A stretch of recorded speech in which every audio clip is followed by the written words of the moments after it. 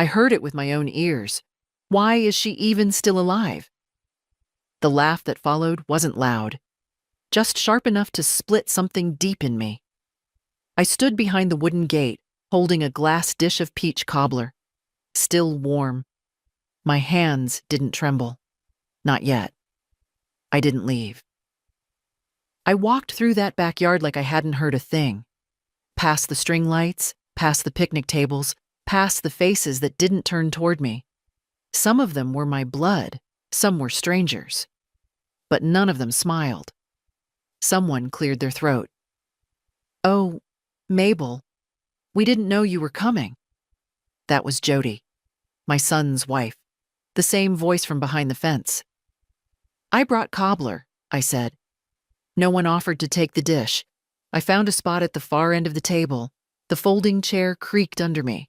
My back ached, but I sat up straight. The air smelled of grilled meat and citronella candles. Music played from someone's speaker, something too loud and fast for anyone over 40. They laughed, ate, drank. I watched. Carl, my son, made a toast at one point. "To family," he said, raising a beer. And when the glasses clinked, no one looked my way. The children, my grandchildren, ran past me 3 times. No one stopped. No one said, "Hi, Grandma?" I wondered if they even recognized me without the apron or the grocery bags.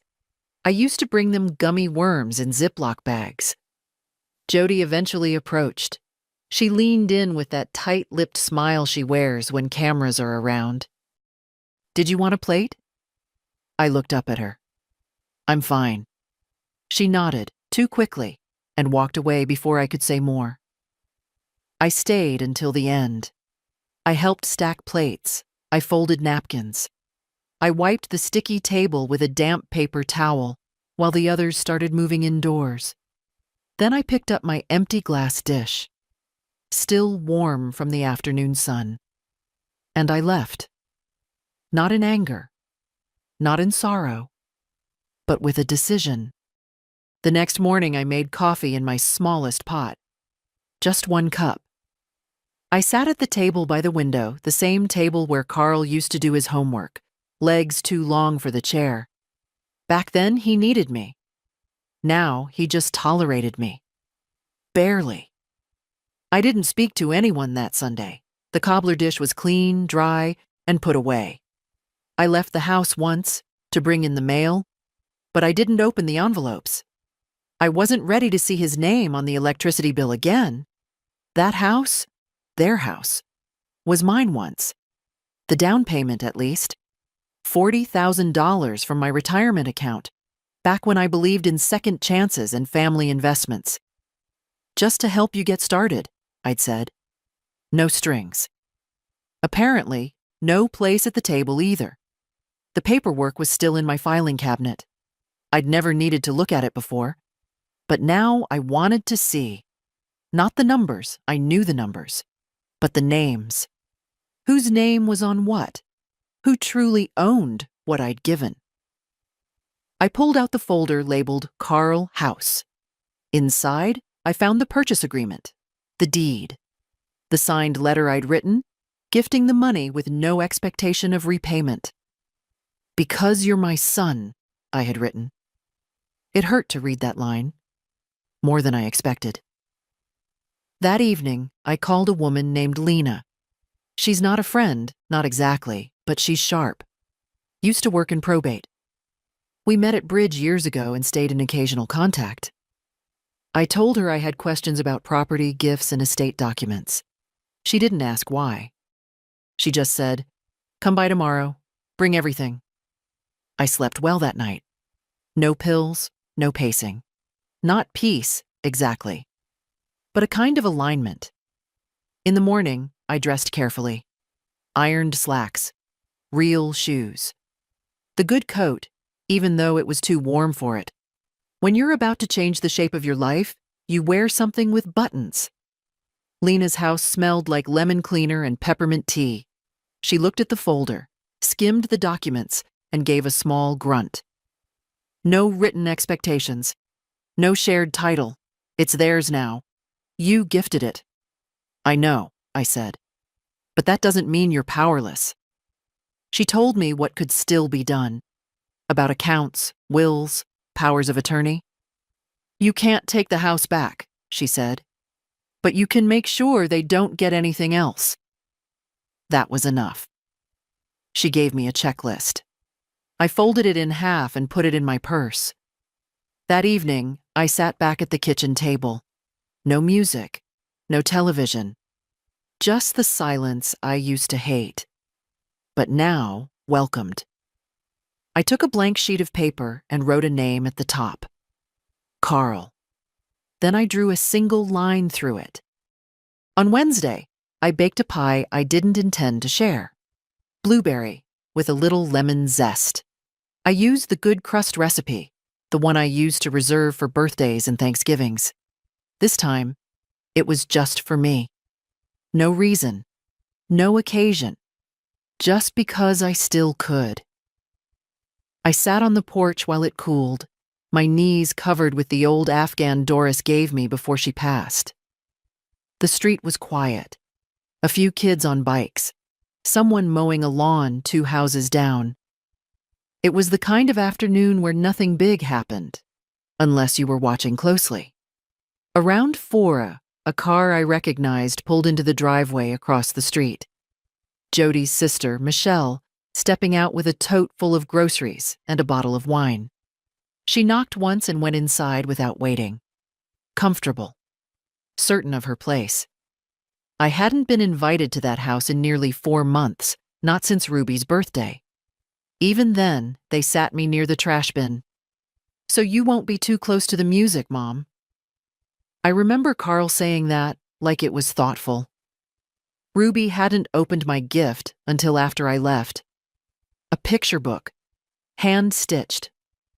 I'd written a little note inside the cover.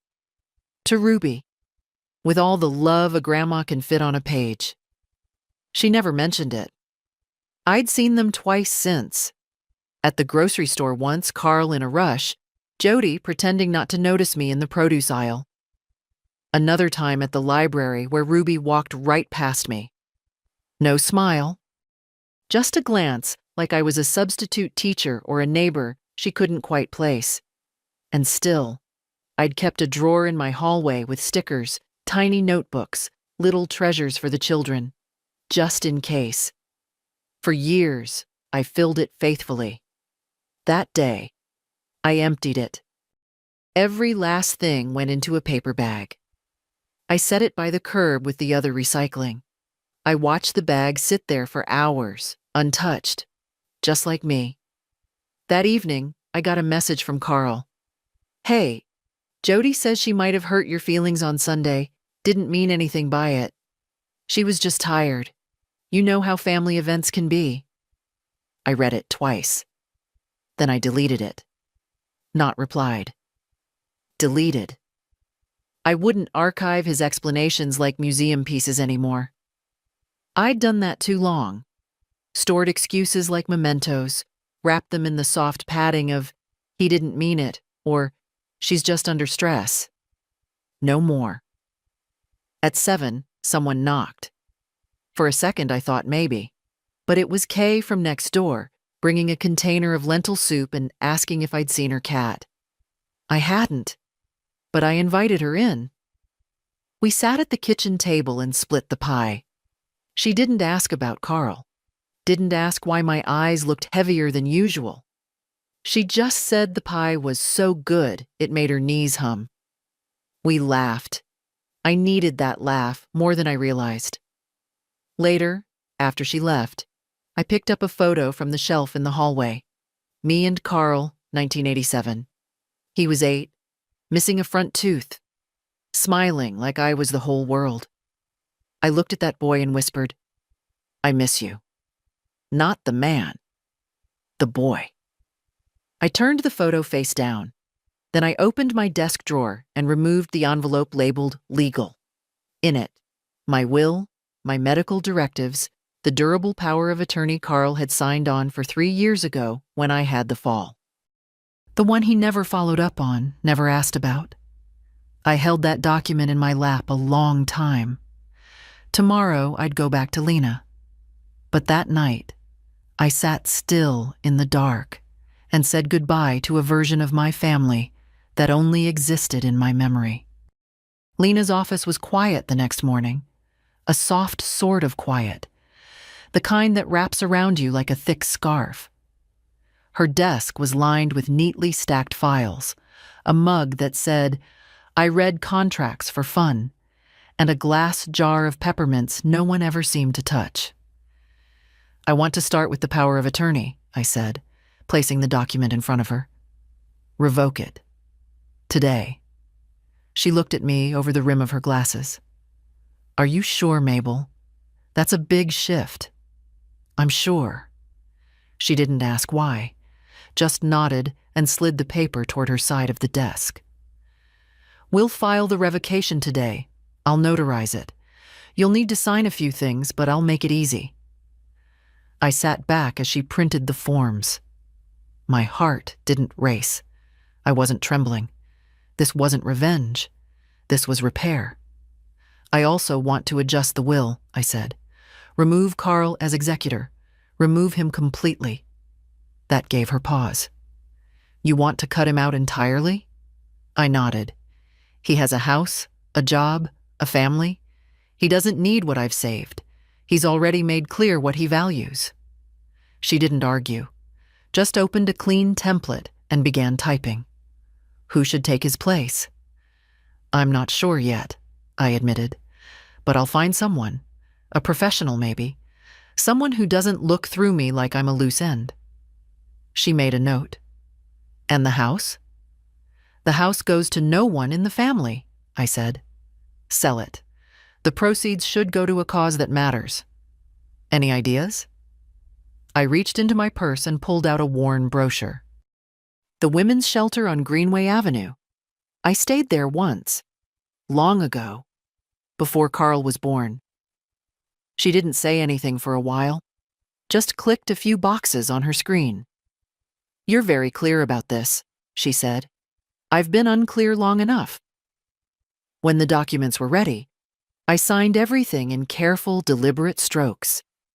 She notarized them, stapled them neatly, and handed me a copy of each. As I stood to leave, she walked me to the door. "If you change your mind, any of it, just call." "I won't." The air outside felt sharper than before. The sun was out, but it didn't matter.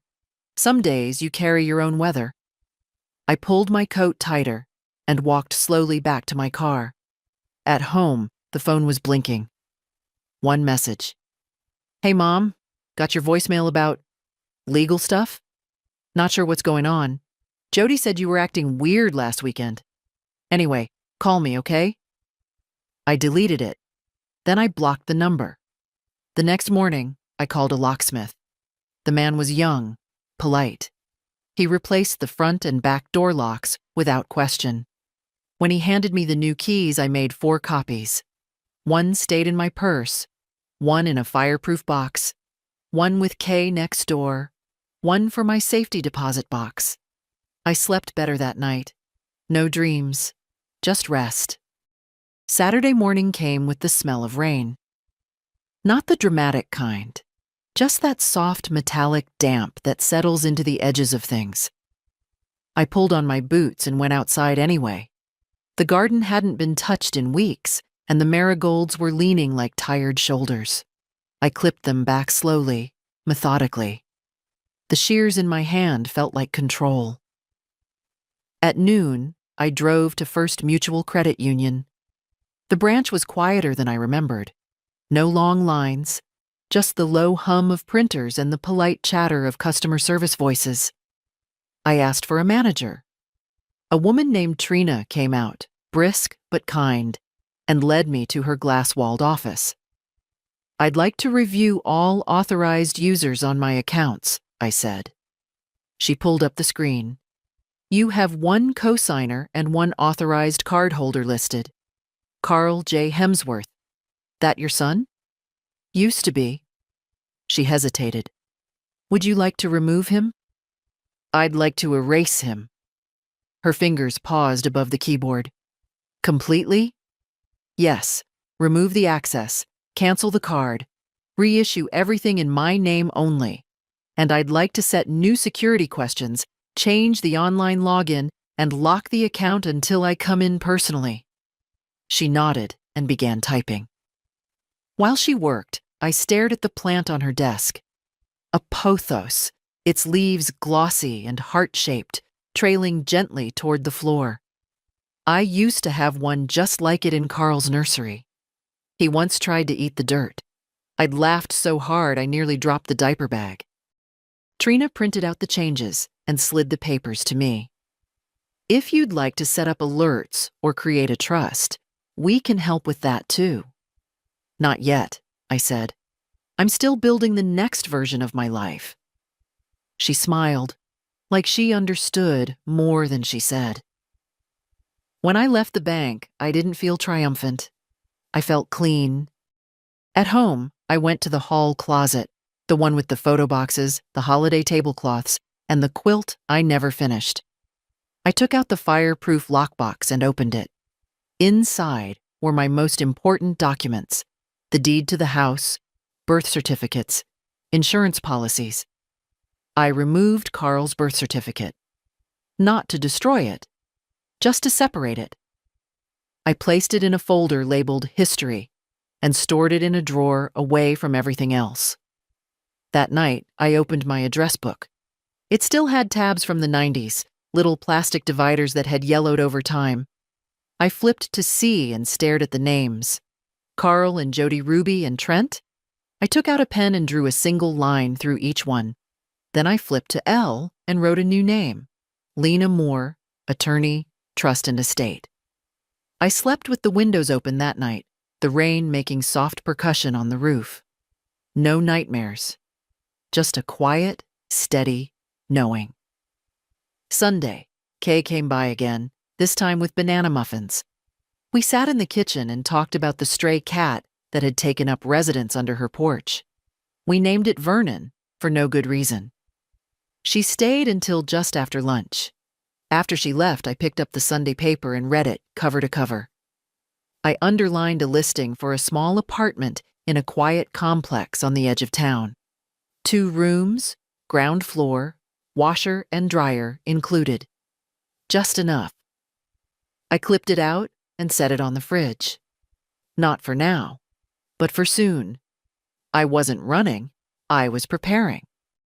Because the next time someone asked, "Why is she even still alive?" I wanted the answer to be clear: to reclaim everything I gave away too cheaply. On Monday, I called the real estate attorney Lena recommended, a man named Charles Lindell. His voice was steady, low, the kind you trust before you even meet the eyes behind it. I told him I wanted to talk about title changes and property transfers. He gave me an appointment for Thursday. In the meantime, I gathered everything: the deed to the house, the property tax records, the repair invoices I'd kept for 20 years, new roof, new plumbing, the furnace that Carl had said wasn't worth the investment, but I'd paid for anyway. Every receipt was a thread in the story they wanted to forget. I made neat copies. I labeled folders.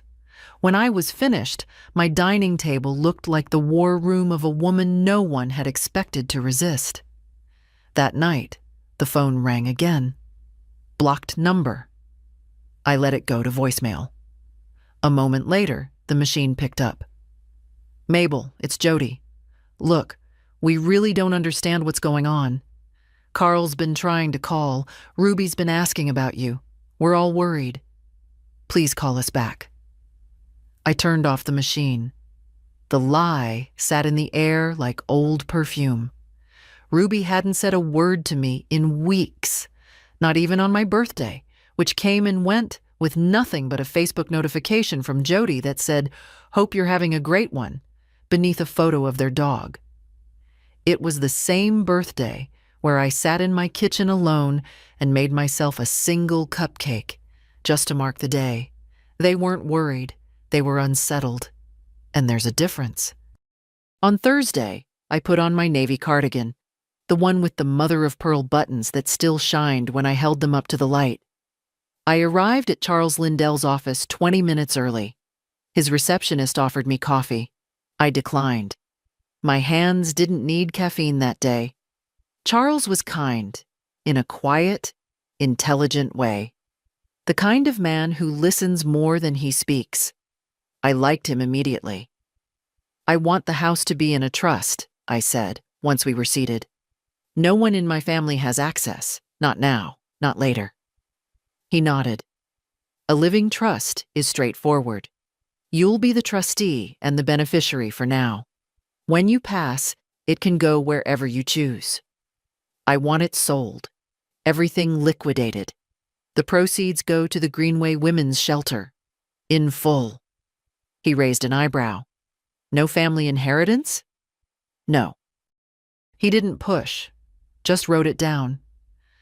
"I also want to remove Carl from any and all documents where he might be listed as a beneficiary.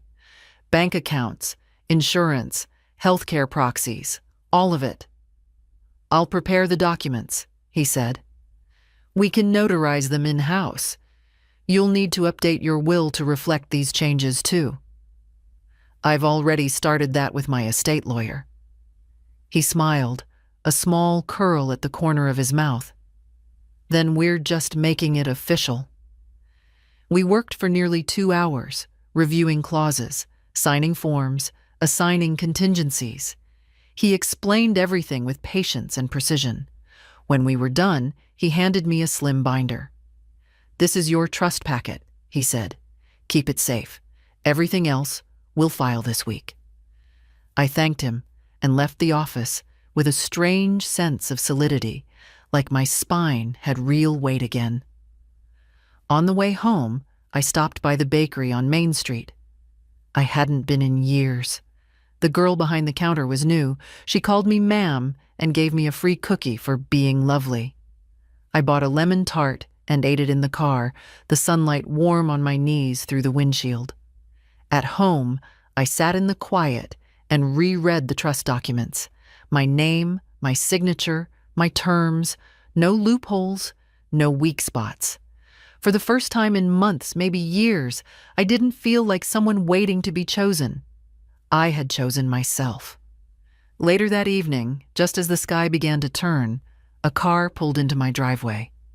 Carl. He stepped out slowly, like he wasn't sure if he'd be welcomed. I didn't open the door. He knocked once, then again. Finally, he called through the door. "Mom, please. I don't know what's happening." I sat on the couch, hands in my lap. "You changed the locks. You blocked my number. I just want to talk." He sounded less angry than uncertain, like someone trying to find the map after realizing he's no longer holding the pen. "Just tell me what's going on."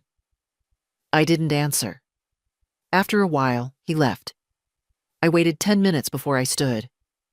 I watched him from the window as he backed out, slowly, his face tired behind the wheel. Then I sat back down and poured myself a cup of tea. Sugar. No milk. My mother always said, "If they don't hear you softly, they'll hear the silence louder." The front yard hadn't looked this tidy in years.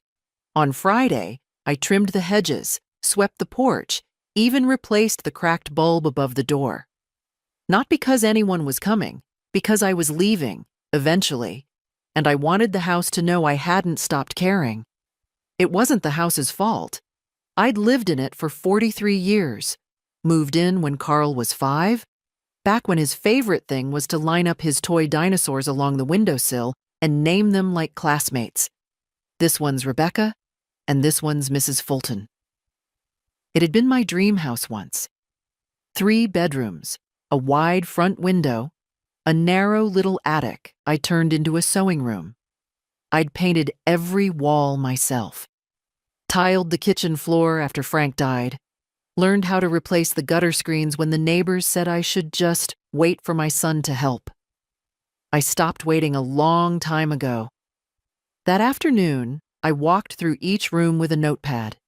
In the guest room, an old dresser I'd once offered to Carl and Jody when they needed furniture, They said it was too dated. In the hallway, a framed cross-stitch from my sister that said, "Peace lives here." It had been hanging so long the wall behind it was cleaner than the paint around it. In the back bedroom, Carl's old room, the curtains were still the ones with little sailboats. I'd meant to replace them years ago, but something always got in the way. The closet still held a dusty box of baseball cards and a shoebox labeled "Private." I didn't open it. Instead, I sat on the edge of the bed and looked out the window. The apple tree in the backyard was crooked now. Time had pulled it leftward, but it still bloomed each spring, defiantly, like it didn't know it was tired. I stayed there for almost an hour, remembering. The time Carl climbed that very tree and got stuck, wailing like a siren, until I came out barefoot and furious, dragging the ladder behind me. The way he hugged me afterward, shaking with leftover tears. "Don't tell anyone," he said, and I never did.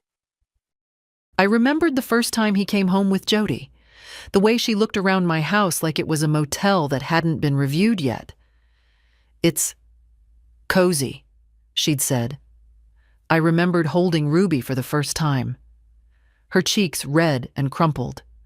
Carl had actually cried that day. "She's perfect," he whispered. I remembered the Christmas when Jody told me not to bring food because the kids don't eat old-fashioned stuff, and how I brought a pie anyway. Ruby never touched it. Trent said it tasted like soap. They laughed. That was the year I stopped baking for their holidays. But I never stopped baking.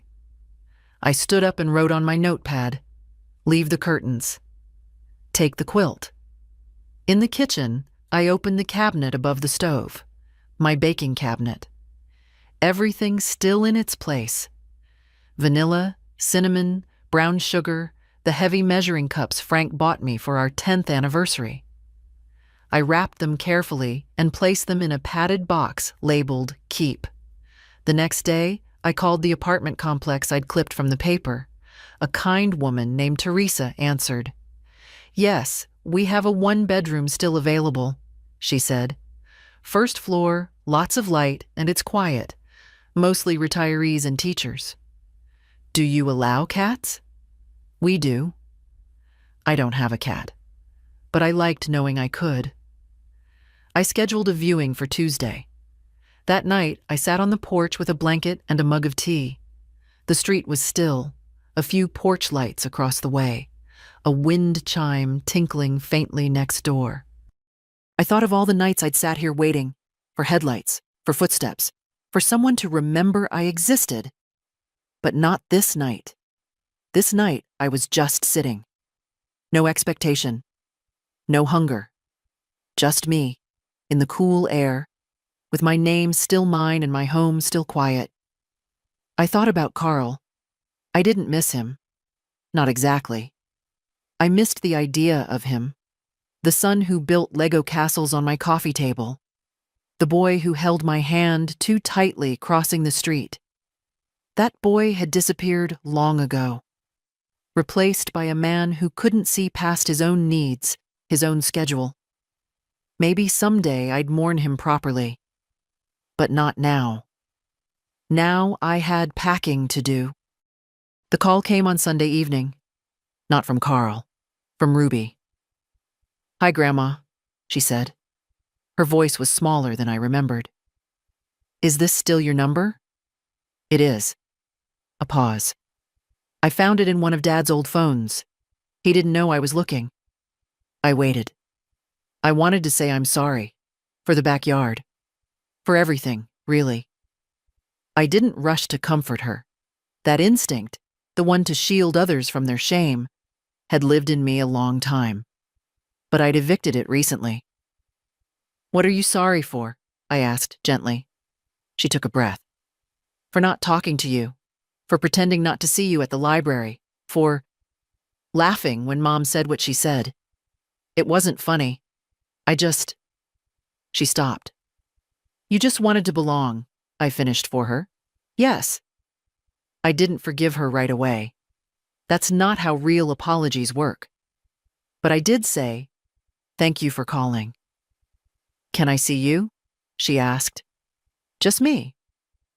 I thought about the pie drawer I'd emptied, the Christmas cards I kept sending even when they stopped arriving in return, the way she used to grip my hand when crossing icy sidewalks. "All right," I said. "Come by tomorrow after school. Just you." She exhaled like she'd been holding her breath all summer. "I will. I promise."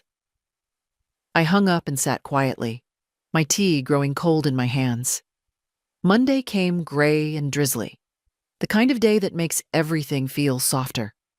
I baked banana bread, not for anyone in particular, just to fill the house with something warm. At 4:12, Ruby's knock came.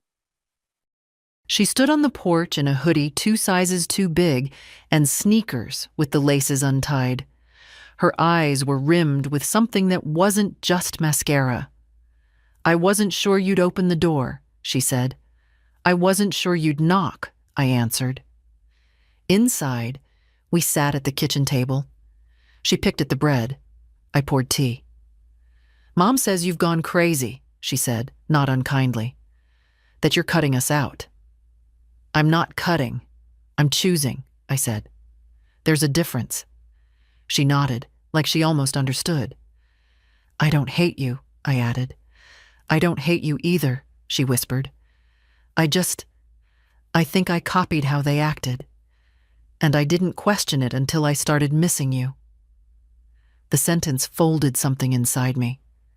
"I want to come back," she said. "If that's allowed." I looked at her.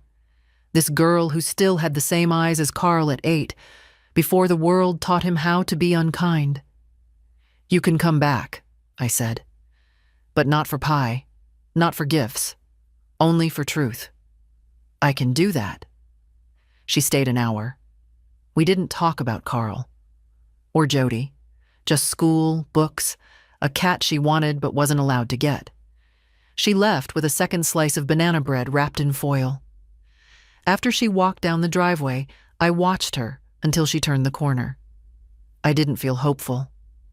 I felt honest. That night, I wrote in my journal, "Maybe some doors don't need to be slammed. Just gently locked from the inside, with a window left cracked for the ones who come alone and knock with care." The next few days passed quietly. I packed slowly, one drawer at a time, one memory at a time. Not because I was sentimental, but because I wanted to know what I was keeping and why. If something didn't make me feel stronger, it didn't come with me. The apartment viewing was scheduled for Thursday afternoon. That morning, I woke up early and brewed coffee strong enough to stand up on its own. I wore slacks and a blouse, not because anyone would judge me, but because starting a new chapter deserves clean seams. The apartment complex was simpler than the brochure made it look, but it felt right. Brick buildings, tidy flower beds, a bench under a linden tree. Teresa, the manager, greeted me like she already knew who I was. "Ground floor," she said, unlocking the door to Unit 1B. "South-facing windows. Neighbors are quiet, heat's included." The space was small, yes, but honest. No pretense, no echoes of voices that had grown cold. Just clean light and walls waiting for new stories. I stepped into the kitchen and ran my hand over the laminate counter. It wasn't marble, but it was mine. The stove had only 4 burners, and the fridge hummed faintly like it was keeping a secret. I liked it. "I'll take it," I said. Teresa blinked. "You don't want to think about it?" "I already have." By that evening, the paperwork was signed. I put down the deposit and scheduled my move-in for the 1st of the month. 3 weeks. Enough time to leave with care, not haste. That night, I sat in the living room among half-filled boxes and wrote out a new address book card. Mabel Hemsworth, 128. Willow View, Apt 1B, No. forwarding for Carl. I smiled as I tucked it into my drawer. 2 days later, Carl showed up again. He didn't knock right away. I heard his car before I saw it. The engine idled for a while out front, as if he was rehearsing something behind the wheel. When he finally stepped onto the porch, I met him at the door. I didn't open it. "You blocked me," he said, not angry, just confused. "You changed everything." "Yes." "Why?" I didn't speak right away. I looked at his face. Older than I remembered. Or maybe I'd just stopped seeing him clearly years ago. "I heard what Jody said," I told him, "in the backyard, and I heard you laugh." He shifted. "I didn't mean it. You know how she is. She talks out of turn. It was a joke." "No, Carl. A joke has to have a punchline. That was just cruelty wrapped in silence." "I didn't know you were there," he muttered. "That's exactly the problem." He blinked. "So, that's it? You're erasing me over one bad afternoon?" I wanted to laugh. One afternoon? The afternoon was just the final straw in a stack built over years, years of being sidelined, pitied, ignored, tolerated. A life where I was convenient but never considered. "I'm not erasing you," I said. "I'm just finally choosing myself." He frowned. "Ruby said you're letting her visit?" "I am." "So she gets a pass?" "No. She asked to come back. You waited until your name started vanishing from documents." His face tightened. "This is about money?" "No. This is about dignity." He looked past me, into the hallway. Maybe he expected to see the old side table with his school photos still framed, or the basket of holiday cards I used to keep. But the hallway was clean. Clear. "I'll always be your son," he said. "And I'll always be the woman who gave you more than she should have." I stepped back and closed the door. Not slammed, just shut. Through the window, I saw him linger a moment longer, then leave. That night, I didn't feel triumphant. I cried for 7 minutes. I timed it. I let myself feel the break, not because I regretted it, but because endings deserve respect. Then I made tea, folded one more box, and placed it by the door marked "Keep." The kitchen table held only what mattered now: 1 teacup, a lamp, a shallow bowl of oranges. Everything else had been packed or donated. I didn't need much anymore, just what fit inside one small life. On Sunday afternoon, I hosted tea for the first time in years. Not for birthdays or holidays, just for warmth. Marcia came first, with her limp and her bag of crossword books. Then Ida, in her fur-trimmed coat, even though it was 52 degrees. Then Nora, my old friend from the church choir, who still wore perfume that smelled like early spring and old envelopes. They didn't bring food, though each had offered. I told them it wasn't about that. I baked a single spice cake, nothing fancy, just enough to slice once each, with 1 wedge left over. We sat by the windows, the afternoon light soft and pale. I poured tea in my chipped china, the blue set that survived 2 moves and 1 accidental drop in '94. No one asked about Carl, or Ruby, or the house. Instead, we talked about shoulder pain and grocery prices. Ida told a story about a bus driver who waited 2 extra minutes while she fumbled with her change. Marcia said her niece got engaged to a boy who wore socks with cartoon whales on them. Nora brought up the library's poetry group and asked if we wanted to join. It was the most comfort I'd felt in years. At one point, the conversation dipped, the way it always does when women over 70 drink warm things together. The room quieted. Not from awkwardness, but from fullness. And I said it. "I'm moving." 3 sets of eyebrows lifted, but no one interrupted. "I found a small place across town. I'll be gone by the end of the month." Ida leaned forward. Does your son know? He doesn't need to. Marcia nodded, as if that was all the explanation required. They stayed another hour, helped wash cups, wrapped the extra slice of cake in foil, said they'd call soon. When they left, the house was still, but not empty. I walked through each room again, this time not as a farewell, but as a blessing. In the hallway, I stopped by the shelf where I used to keep framed photos of Carl's family. Weddings, birthdays, first days of school. I'd already packed most of them away, unsure if I'd want to hang them again. Except one remained. A picture of me and Frank, taken by a neighbor when we'd finished painting the front porch. We're both covered in splatters, holding brushes like trophies. He's laughing. I'm squinting into the sun. I took the photo and wrapped it in a kitchen towel. It went into the box labeled Essentials.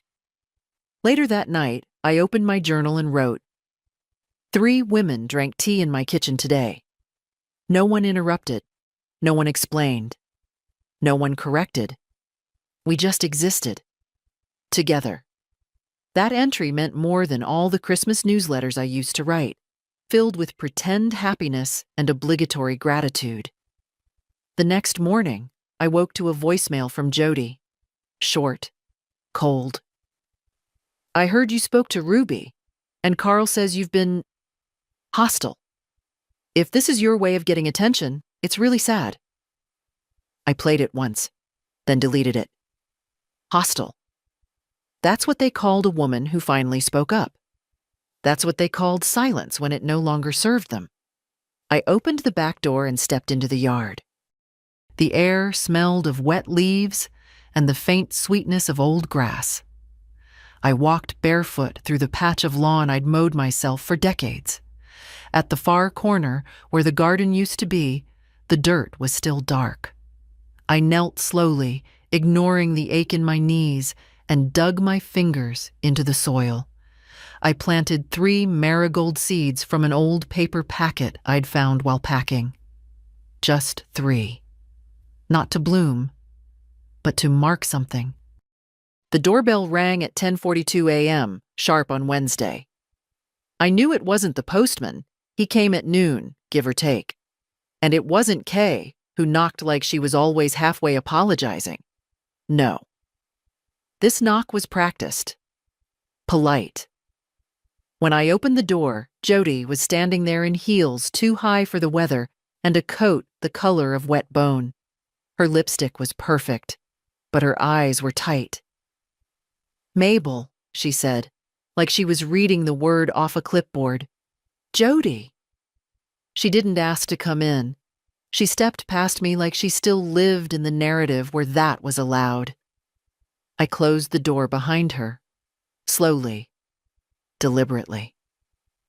She stood in the middle of my living room, like someone preparing to deliver a pitch, her hands clasped too tightly in front of her purse. This is getting out of hand, she began. You've blocked Carl. You've changed your accounts. Ruby is sneaking around to call you. And now I hear you're moving? All true, I said calmly.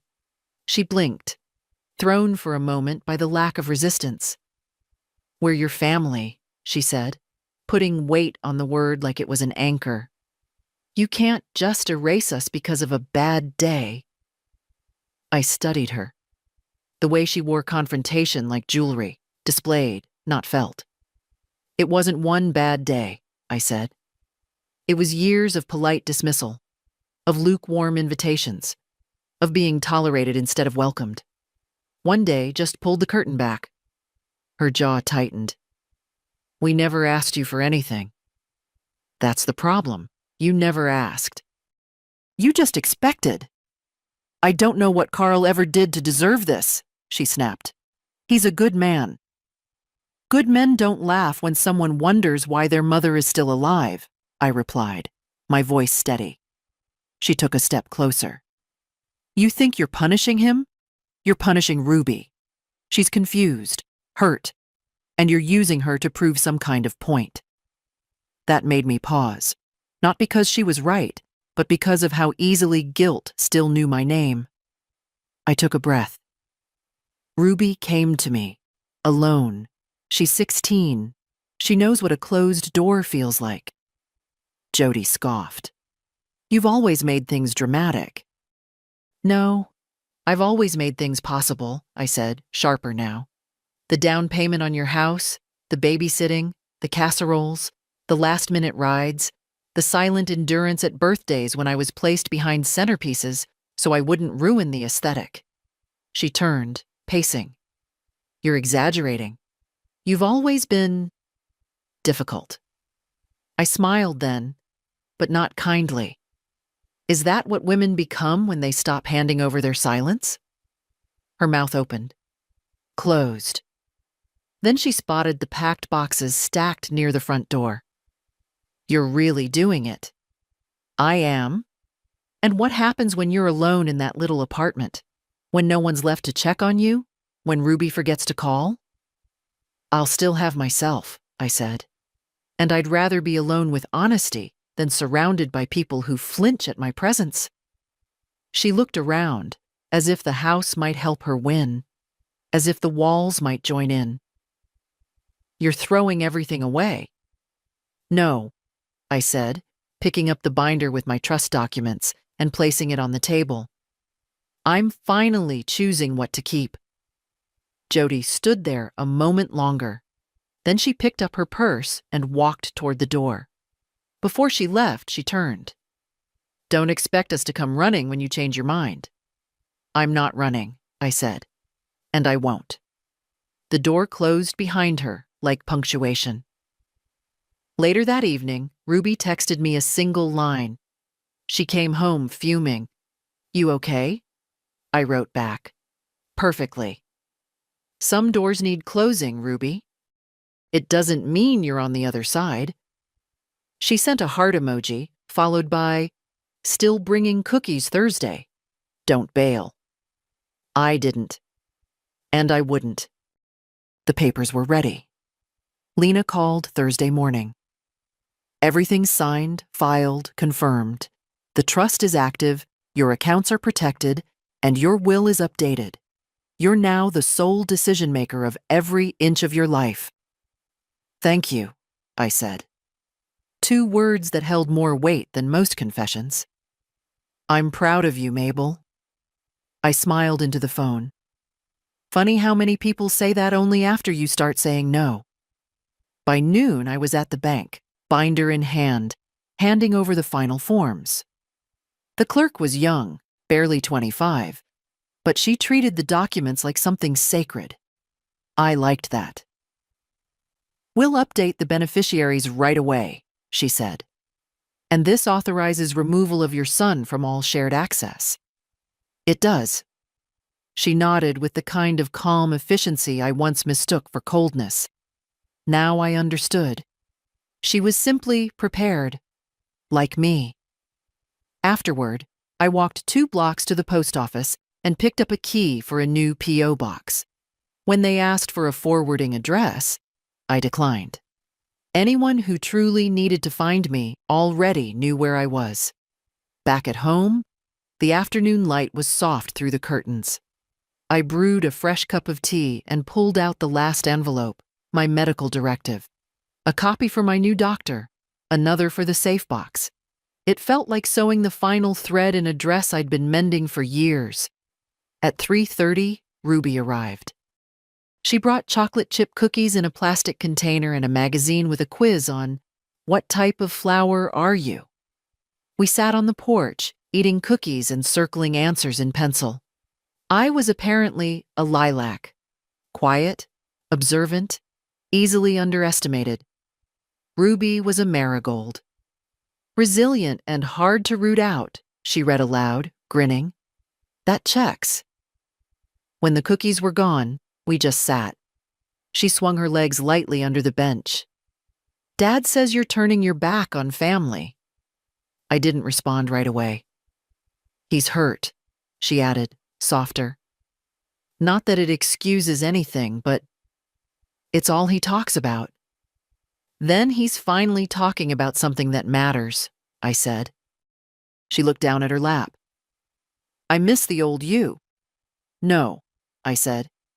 You miss the version of me who let herself be erased quietly. That wasn't me. That was survival. She nodded. I get that now. We sat for a while longer. Then she pulled out a folded piece of paper. It's just a sketch, she said, suddenly shy. I made it last night. I don't know if it's any good. I unfolded it. A pencil drawing, rough but clear. A woman seated in a chair, her back straight, eyes forward. In front of her, a chessboard.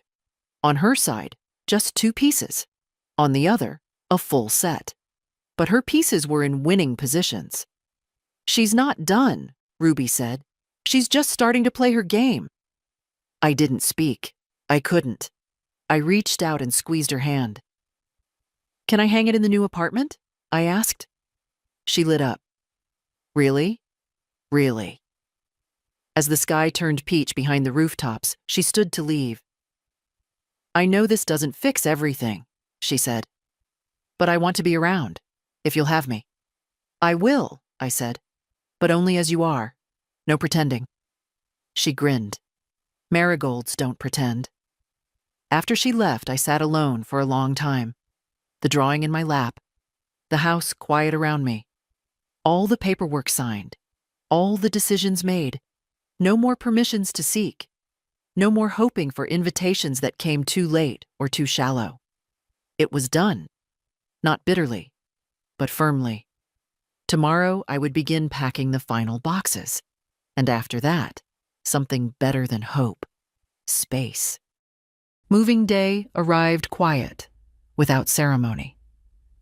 I woke before dawn, made coffee in the same chipped mug I'd used for over 20 years, and stood in the kitchen one last time, barefoot, the linoleum cool under my soles. The light hadn't yet reached the windows, but I didn't need it. I knew every inch of this house in the dark. The movers came at 9 more sharp. 2 young men. Polite. Fast. A little surprised by how few boxes I had. I'd labeled everything clearly. Kitchen, keep, closet, donate, bedroom, memories, and one marked, do not open yet. They didn't ask questions. By noon, the house was nearly empty. The walls looked tired, like they were exhaling. I walked through each room slowly, my fingers grazing surfaces one last time, not to cling, but to thank. In the hallway, I paused where Carl's height marks used to be, long painted over. I could still feel the indentations if I pressed lightly enough. 5 years old. 7. 11. A lifetime of inches that couldn't be undone. I didn't cry. I placed a small envelope in the top drawer of the empty hallway table. It held 1 key and a note that simply read, "This house taught me everything. Thank you." Then I locked the front door behind me and didn't look back. The apartment smelled like fresh paint and new beginnings. The movers placed the boxes exactly where I asked. I tipped them too much. I didn't care. Teresa from the office brought me a welcome packet and a small plant. "Something green," she said. "For your windowsill."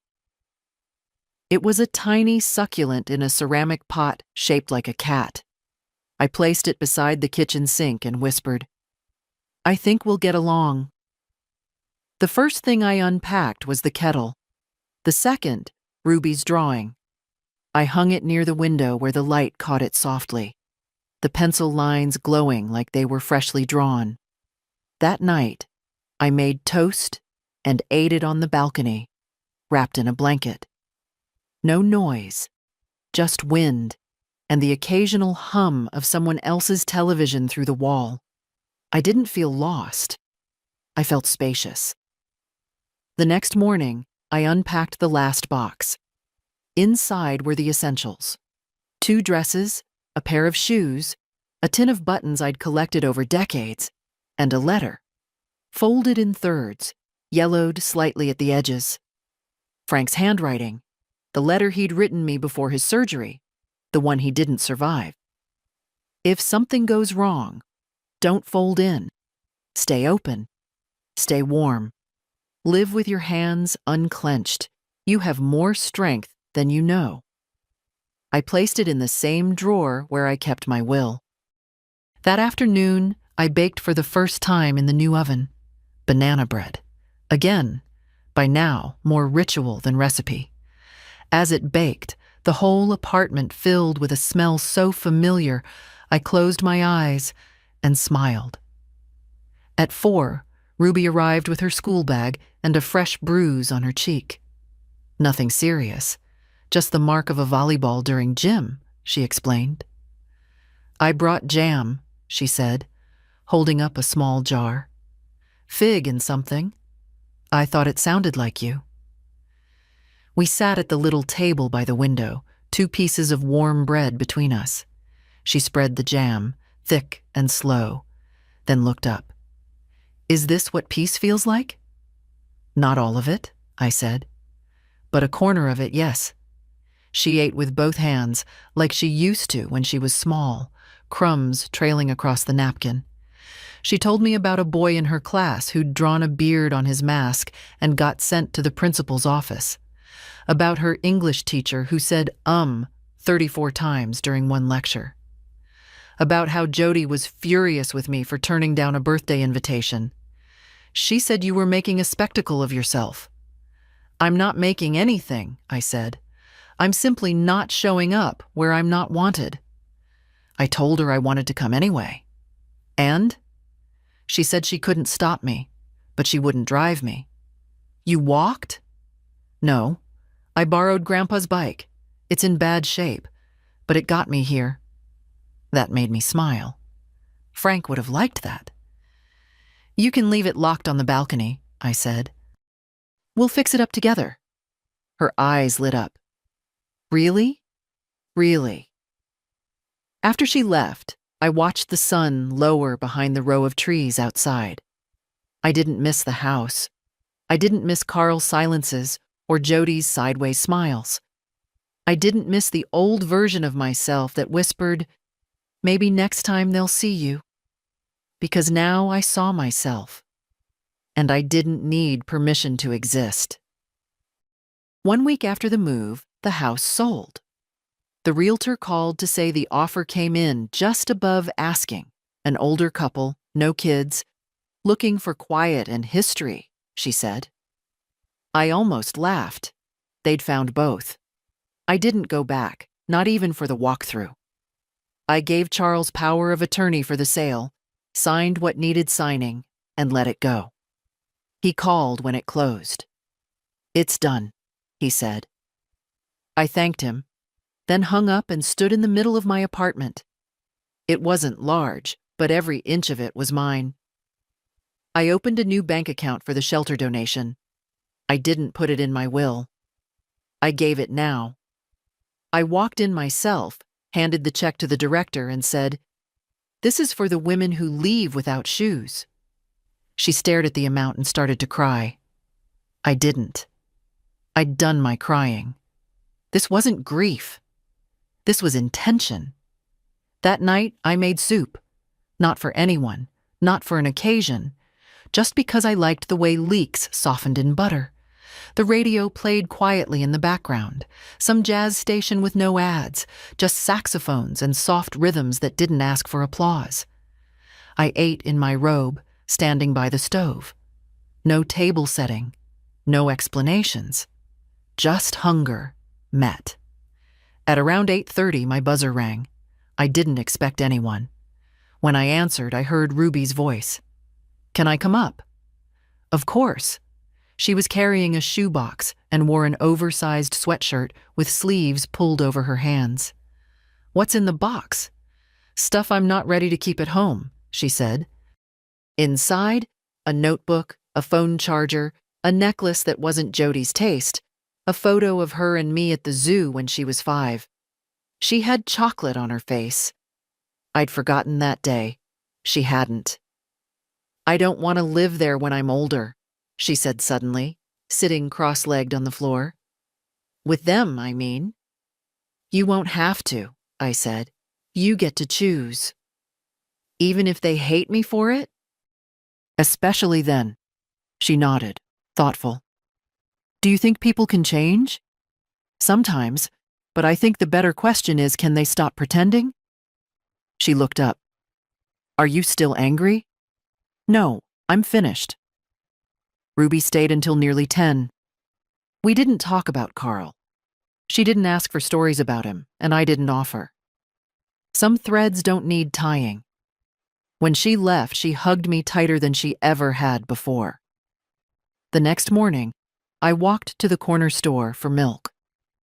The man behind the register nodded at me like I was already part of the routine. You're the banana bread lady, he said. The kid with the bike talks about you. I smiled. That's me. I bought a newspaper just because I could and read it on the balcony with my feet tucked under me. The world still turned. Bills still came. But the silence inside my chest was no longer heavy. It was restful. Later that week, a letter came. No return address, but the handwriting was Carl's. I opened it slowly. Mom, I don't know how to fix this. I don't know if you want me to. I said things I can't unsay. I let things happen. I should have stopped. I don't know how to be the man you deserve, and I'm scared it's too late to learn. But Ruby talks about you every day now. She's different, braver, and that came from you. I'm sorry. I hope one day you'll let me try. I folded the letter and placed it in a drawer. Not forgiveness, not refusal. Just a space where it could rest, undisturbed. That night I wrote in my journal, I am not angry anymore, not afraid. I am not waiting at windows, not watching porches. I am not a forgotten guest at someone else's table. I am building my own. The day I turned 73, I woke up without an alarm. There were no balloons, no surprise texts from relatives who remembered me once a year, no brunch reservations or gift bags left on stoops, just morning light through clean curtains, the sound of rain somewhere in the distance, and the soft breath of a life that now belonged only to me. I made pancakes, 2 of them, ate them with honey and a sliced pear. Then I sat in the middle of my little apartment with the photo of Frank propped on a chair and said, well, we got here, didn't we? At noon, Ruby came. She brought tulips, red ones, still wrapped in the paper sleeve from the florist. You're not a birthday cake person, she said. So I brought flowers like grown-ups do. She gave me a small envelope. Inside was a card she'd made herself, painted, not drawn. On the front was a simple image, 2 chairs on a porch, one empty, one with a teacup on the armrest. Inside it read, "Thanks for keeping a seat for me." We had tea and toast and talked about her final exams, her plans to work part-time at the shelter over the summer, and how she was trying to convince her school to start a support group for kids who didn't feel like home was home. She asked me if she could use my name. Only if you use it for something true, I said. She laughed. That's the only way I use it now. Before she left, she said, "You look different." "I feel different," I replied. She looked me over like she was taking inventory. "You look like someone who doesn't flinch." After she was gone, I sat on the balcony with a book I'd been meaning to read for 15 years. I read 3 chapters, then put it down. Not because I was tired, but because I didn't need to finish things just to prove I could. The next day, I mailed a donation to a legal fund for elder women in housing disputes.